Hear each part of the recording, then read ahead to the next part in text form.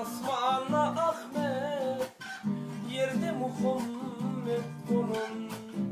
Yedi katlı büyüklerde hak cemalini görün. Oğul ahir yolcusu ya Hazreti Muhammed. Gülüşler ol gecenin nurunu secde dinle. Yıllar çal içinde elimi secde dinle. Yerden arşa elimler rahmetine kuşanma.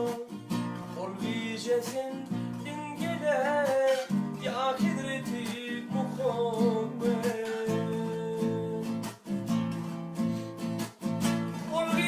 Sağ köni kudretli'nin Kur'an'na Kisra köşklerinde sütünler soğurulunla Yıllık kapıradı gibi değilim seninle.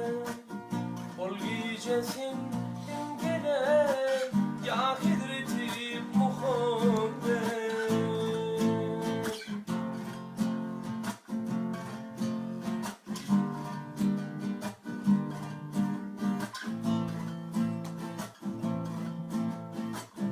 Sen güzel hasiyetlerin, ahlakın pek doğru. Sabır durumlulukta dünyanın tesiri. Senin cennet mekanın, gariplerin arası.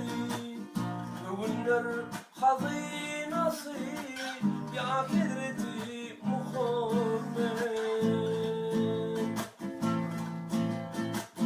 Sana şayet sonsuzluk oğlum derim tam.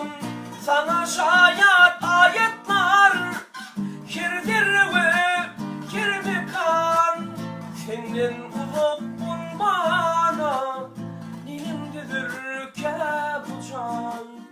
Sen kercana canansın ya Hazreti Muhammed.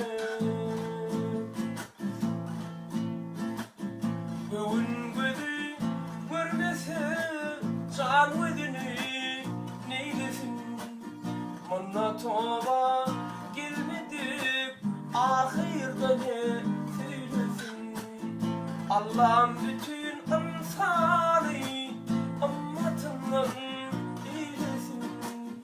Günahlarım bağışlat ya Hazreti Muhammed. Allah'ım bütün insanı ümmetine eylesin. Günahlarım bağışlat ya Hazreti Muhammed. Sen kercana canansın ya Hazreti Muhammed.